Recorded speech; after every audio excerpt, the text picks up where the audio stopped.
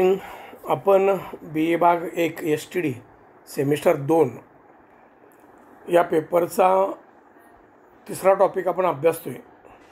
अवकाश क्षेत्रातील विज्ञान व तंत्रज्ञान. यात आपण अग्निबाण तंत्रज्ञान, कृत्रिम उपग्रहाचे प्रकार, भारतातील उपग्रह कार्यक्रम यांचा आपण अभ्यास केला. या लेक्चरला आपण भौगोलिक माहिती प्रणाली, वैश्विक स्थान निश्चिती प्रणाली, भौगोलिक माहिती प्रणालीला आपण GIS म्हणतो. वैश्विक स्थान निश्चिती प्रणाली, ज्याला जागतिक स्थान निश्चिती प्रणाली, आपण ज्याला GPS म्हणतो, याचा आपण थोडक्यात या ठिकाणी त्याची निर्मिती किंवा त्याचा उपयोग याचा या अर्थाने त्याचा अभ्यास करणार आहोत. सुरुवातीला आपण भौतिक माहिती प्रणाली, त्याला इंग्लिशमध्ये आपण GIS ग्लोबल इन्फॉर्मेशन सिस्टीम आपण त्याला म्हणू शकतो. ही भौगोलिक माहिती प्रणालीच्या माध्यमातून पृथ्वीच्या पृष्ठभागावरील सर्वच गोष्टींची, नदी, नाले, जंगल, जमीन, डोंगर, पर्वतरांगा या सर्व माहितीचं संग्रहण केलं जातं किंवा एकत्रीकरण केलं जातं, संकलन केलं जातं, त्याचं संघटन केलं जातं आणि त्याचं विश्लेषण केलं जातं. मग भौगोलिक माहिती प्रणालीचा फायदा काय होतो? कारण पृथ्वी तलावरील भौगोलिक माहितीचं संपूर्ण जागतिक पातळीवर एकत्रित संकलन झाल्यामुळे, एकत्रित संघटन झाल्यामुळे, एकत्रित विश्लेषण करणारी ही यंत्रणा आहे. म्हणजे भौगोलिक माहिती प्रणाली म्हणजे काय? तर कुठल्याही भूपृष्ठाशी संबंधित भौतिक पर्यावरणाशी संबंधित, भौगोलिक पर्यावरणाशी संबंधित माहितीचे संग्रहण, माहिती गोळा करणं, माहिती संकलित करणं, संघटित करणे, एकत्रित करणं आणि विश्लेषण करणारी जी एकत्रित संगणकीय प्रणाली कार्य करते, त्याला आपण GIS भौगोलिक माहिती प्रणाली म्हणू शकतो. यामुळे पृथ्वीवर कोणत्याही स्थळाची भौगोलिक माहिती मिळवणे, ती साठवणे, तिची मांडणी करणे आणि तिचे सादरीकरण करणे ह्या प्रणालीची प्रमुख कार्य आहेत. म्हणजे ही प्रणाली काय करते? तर पृथ्वीच्या भूपृष्ठावरील सर्व माहितीचं संकलन करणं, भौगोलिक माहिती मिळवणं, ती साठवणं, तिची व्यवस्थित मांडणी करणं, जंगल, नदी, नाले, डोंगर, जमीन असेल, रस्ते असतील, या सगळ्या माहितीचं, ती माहिती एकत्रित ती मिळवली जाते, तिची योग्य पद्धतीनं त्याचं विश्लेषण, मांडणी केली जाते आणि ती आवश्यक असेल त्यावेळी त्या माहितीचं सादरीकरण करणारी जी प्रणाली आहे, त्या प्रणालीला आपण भौगोलिक माहिती प्रणाली म्हणू शकतो. या प्रणालीमध्ये एखाद्या स्थानासंबंधी कोणतीही माहिती आपल्याला प्राप्त करता येते. एखाद्या स्थानासंबंधीची माहिती आपण साठवू शकतो, संगणकावर एकत्रित करू शकतो आणि त्या माहितीचं आदानप्रदान आपण करू शकतो, त्या माहितीचं विश्लेषण करू शकतो आणि ती माहिती आपल्याला प्रत्येकाला जागतिक पातळीवरची माहिती मिळू शकते. म्हणजेच काही होतं, भौगोलिक माहिती प्रणालीच्या या कॉम्प्युटर टेक्नॉलॉजीमुळे, आपण सॉफ्टवेअर टेक्नॉलॉजी आपण म्हणतो, या सॉफ्टवेअर टेक्नॉलॉजीच्या माध्यमातून भूपृष्ठाशी संबंधित सर्व माहिती आपल्याला एकत्रित मिळते. ती माहिती एकत्रित देणारी जी प्रणाली आहे, त्याला भौगोलिक माहिती प्रणाली आपण म्हणू शकतो. या प्रणालीत प्रामुख्याने एखादे स्थान पृथ्वीवरचं, त्या स्थानाचा अक्षांश, रेखांश, त्याची समुद्र सपाटीपासूनची उंची, अशा गोष्टीनं ते भौगोलिक माहिती प्रणालीच्या माध्यमातून त्या गोष्टी आपल्याला प्राप्त होऊ शकतात. म्हणजेच एखादे स्थान ओळखण्यासाठी देश, राज्य, प्रदेश, पिन क्रमांक इत्यादीची माहिती आपण गोळा करू शकतो. कॉम्प्युटरच्या माध्यमातून आपल्याला भारतातल्या एखाद्या स्थळाची माहिती पाहिजे असेल तर तिथलं पिन कोड, पिन म्हणजे देश आपण इंडिया टाकला, राज्य महाराष्ट्र टाकलं, प्रदेश असेल तो एरिया टाकला आणि पिन क्रमांक टाकलं, तर आपोआप त्या स्थळाची नेमकी माहिती. इस्लामपूरचा पिन क्रमांक आहे 415 409. हा ज्यावेळी टाकला जातो महाराष्ट्र असा, तर इस्लामपूर त्याचे म्हणजे अक्षांश, रेखांश असेल, समुद्र सपाटीपासून उंची असेल, तिथलं हवामान असेल, तिथलं एकूण वातावरण असेल, या सगळ्या गोष्टीची माहिती आपण एखाद्या ठिकाणची माहिती गोळा करत असताना, मिळवत असताना, भौगोलिक माहिती प्रणालीमुळे तेथील हवामान, भूरूपाचे प्रकार, लोकसंख्या, तिथले वाहतुकीचे मार्ग, वन्यजीव इतकी माहिती प्राप्त होते. कारण ही माहिती या GIS टेक्नॉलॉजीच्या माध्यमातून साठवलेली असते. त्यामुळे जे भौगोलिक घटक त्या प्रणालीच्या उपभोक्त्यांना गरजेचे वाटतील अशा बहुविध घटकांची माहिती या प्रणालीत असते. ही प्रणाली निर्माण करत असताना अगदी भूपृष्ठापासून नदे, नाले, डोंगर, उतार, पर्वतरांगा, त्या परिसराचं हवामान, तिथली जमीन, तिथली पीक पद्धती या सगळ्या गोष्टीची नोंद केली जाते. आणि त्या गोष्टी आपण आपल्या घर बसल्या भौगोलिक माहिती प्रणालीच्या माध्यमातून प्राप्त करू शकतो. त्यामुळे ही माहिती निर्माण करत असताना ती योग्य पद्धतीने मांडणी केली जाते. त्यासाठी आवश्यक असणारे नकाशे, तक्ते, आलेख, आकृत्या, मजकूर इत्यादी स्वरूपात ती सादर केली जाते. याचप्रमाणे एखाद्या प्रदेशातील पर्जन्यमान, पाऊस, तापमान, वनस्पती, प्राणी, जमीन इत्यादी घटकांची माहिती देखील या भौगोलिक माहिती प्रणाली GIS टेक्नॉलॉजीच्या माध्यमातून मिळू शकते. त्याचबरोबर एखाद्या प्रशासकीय विभागानुसार त्या भागातील लोकसंख्या काय आहे, उत्पन्न काय आहे, आरोग्याच्या सोयीसुविधा आहेत काही, शिक्षणाच्या सोयीसुविधा कशा आहेत, त्याचं प्रमाण काय आहे, तिथल्या लोकसंख्येचं स्वरूप काय आहे, या सर्व गोष्टींची माहिती भौगोलिक माहिती प्रणालीत असू शकते. म्हणजेच भौगोलिक माहिती प्रणाली काय करते तर त्या भूपृष्ठावरील हवामान, जमीन, ऋतुचक्र, जंगल संपत्ती, नद्या, नाले, एकूण या गोष्टीबरोबर तिथली लोकसंख्या, तिथल्या लोकांचे व्यवसाय, तिथले आरोग्य, त्यांचं शिक्षण, तिथलं पीक पद्धती, त्यांचं मार्केट, या सर्व गोष्टींचा माहितीचा साठा भौगोलिक माहिती प्रणालीच्या माध्यमातून केला जातो. त्याचं वितरण होतं. तर आपल्याला GIच्या माध्यमातून जगातल्या आपल्याला आवश्यक असणाऱ्या ठिकाणची योग्य माहिती मिळू शकते. तर या भौगोलिक माहिती प्रणालीचे उपयोग आपण या ठिकाणी अभ्यासतो आहे. उपयोग काय आहेत?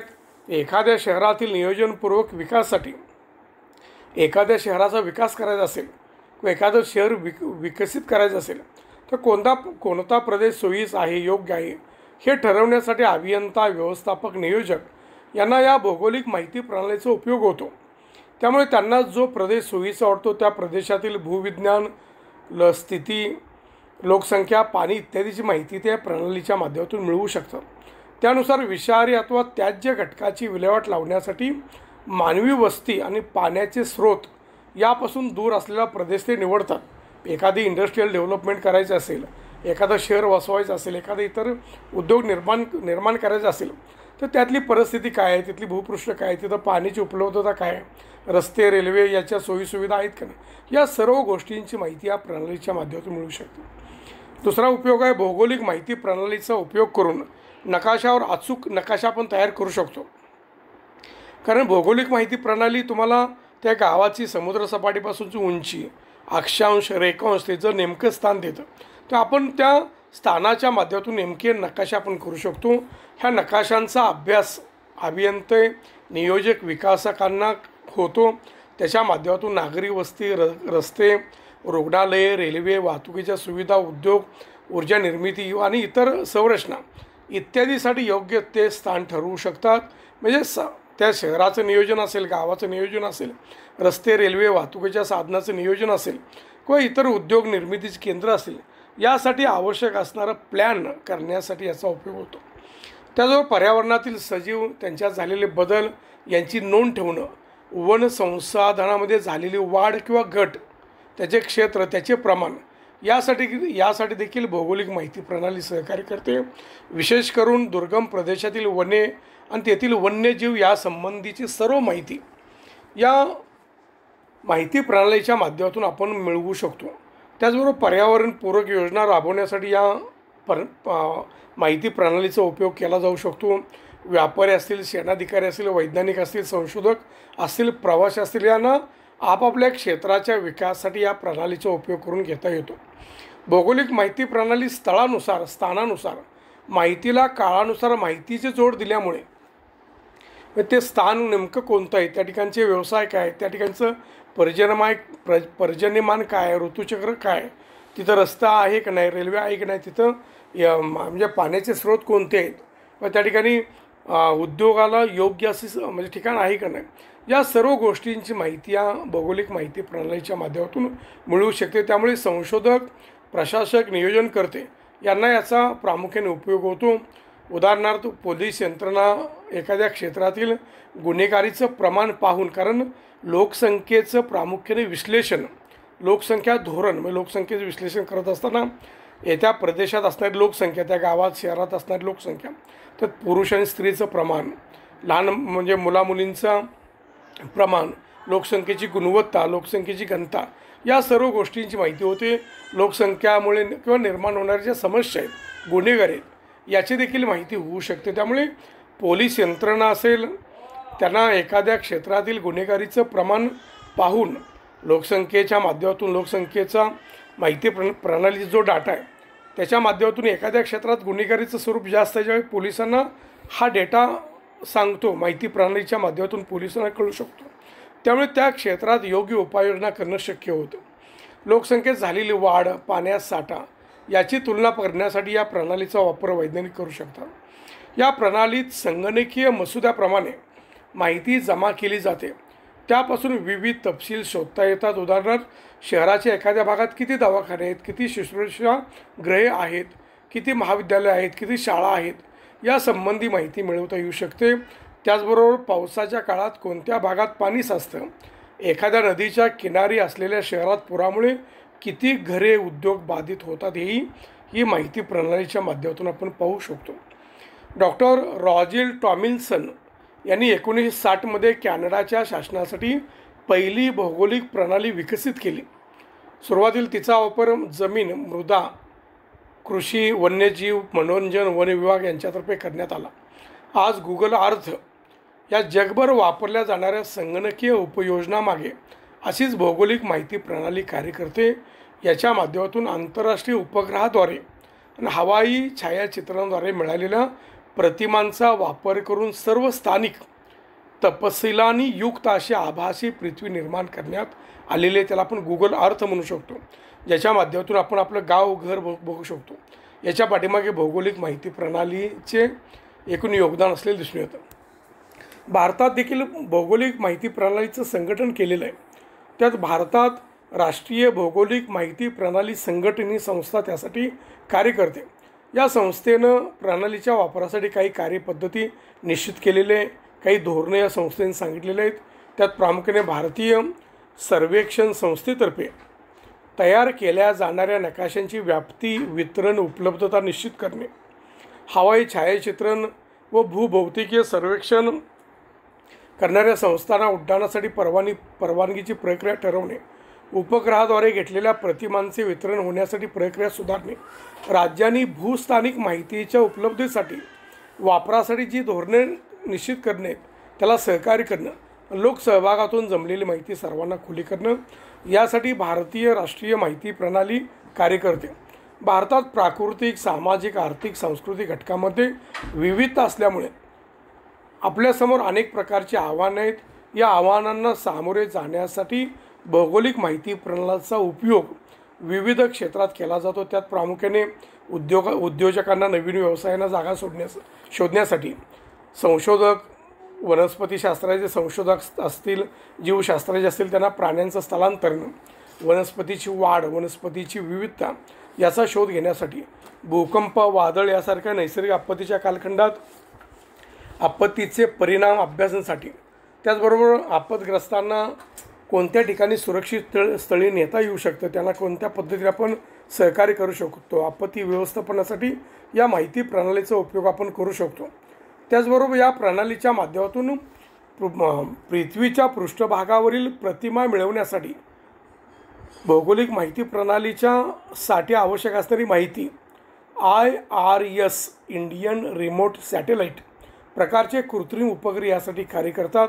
भारताने 1980 पासून भौगोलिक माहिती प्रणालीचा वापर सुरू केला. 2000 नंतर या प्रणालीमध्ये प्रचंड प्रमाणात प्रगती झाली. आज कृषी क्षेत्र असेल, आपत्ती व्यवस्थापन, ई प्रशासन, हवामान, वने, ग्रामीण विकास, त्याचबरोबर जलस्रोतांचा विकास, शहरांचा विकास यासाठी या माहितीचं ही माहिती उपलब्ध करून दिली जाते. त्यामुळे यासाठी भारत शासनातर्फे या प्रणालीचा वापर केला जातो. त्यामुळे पृथ्वीवरच्या जंगल, जल संपत्ती, वनस्पती, डोंगर, पर्वतरांगा याबरोबरच त्या गावचं स्थान, त्या ठिकाणची लोकसंख्या, त्या ठिकाणी लोकसंख्येतल्या अनेक बाबी म्हणजे गुणवत्ता असेल, लोकसंख्येत पुरुष स्त्री प्रमाण असेल, लोकसंख्येत साक्षरता असेल, अशा अनेक बाबीची माहिती प्रणाली याला आपण भौगोलिक माहिती प्रणाली म्हणू शकतो. त्याला GIS म्हणू शकतो. याच लेक्चरमध्ये आपण GPS टेक्नॉलॉजीचा देखील अभ्यास करणार आहोत. ज्याला आपण जागतिक स्थान निश्चित प्रणाली म्हणू शकतो, वैश्विक स्थान निश्चिती प्रणाली, ग्लोबल पोझिशनिंग सिस्टीम, हा GPS पूर्ण फॉर्म आहे. ही एक अंतरिक्ष जागतिक नेव्हिगेशन सिस्टीम उपग्रह प्रणाली आहे.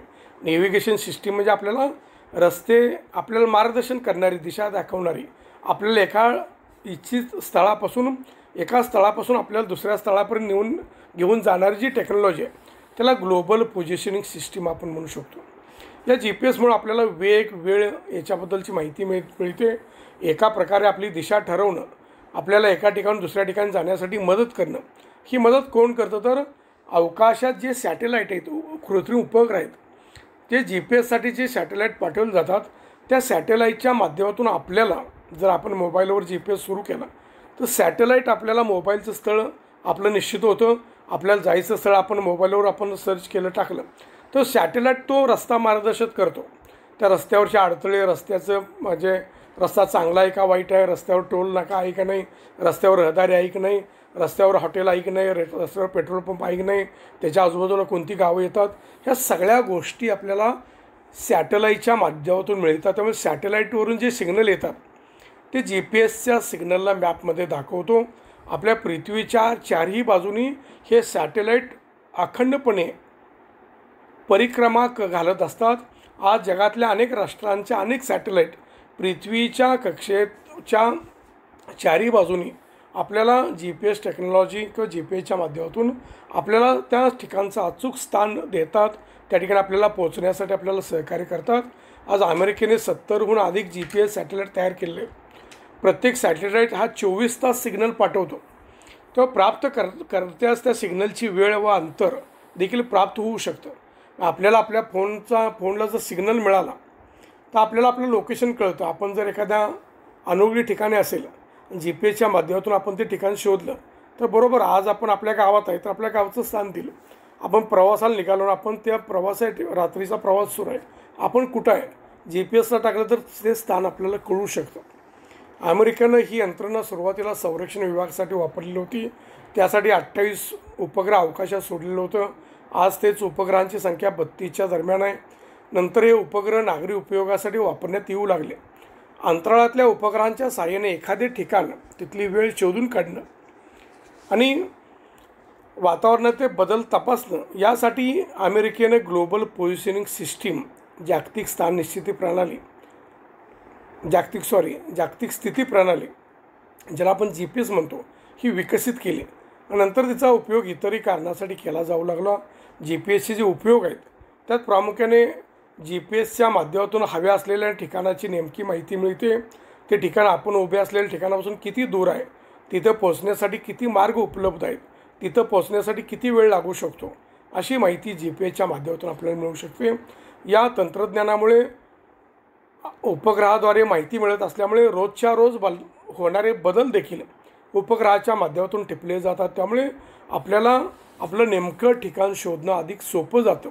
हे प्रामुख्याने जहाज कंपन्या असतील, रेल्वे, रस्त्यावर वाहणारे जे ट्रक वाहतूकदार आहेत, म्हणजे माल वाहतूकदार, यांना या गोष्टीचा सर्वाधिक उपयोग होतो. GPS आपण जंगलातील औषधी झाडांचा शोध घेऊ शकतो. त्याला GPS टॅग लावणं म्हटलं जातं. एखादा औषध झाड शोधून त्याला GPS टॅग लावला, आपण त्या जंगलाच्या प्रदेशात गेलो, कुठं असेल, आपण संबंधित झाडाचं नाव जर आपण GPSला सर्च केलं तर आपल्या एरियाच्या जवळ त्या GPS टॅग लावलेलं झाड असेल तर झाडाचं नेमकं स्थान आपल्याला कळू शकतं. एखाद्या घराचा पत्ता शोधणं, रस्ता शोधणं, इमारतीचा नकाशा तयार करणं यासाठी देखील GPSची मदत आपण घेऊ शकतो. या GPS सिस्टीममुळे आपल्याला पृथ्वीची सर्व भौगोलिक माहिती जमा करता येते.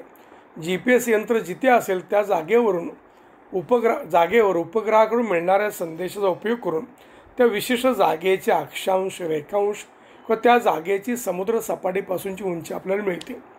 या तिन्ही गोष्टी कुठल्याही स्थळांचे जागेचे नकाशावरील स्थान निश्चित करत असते.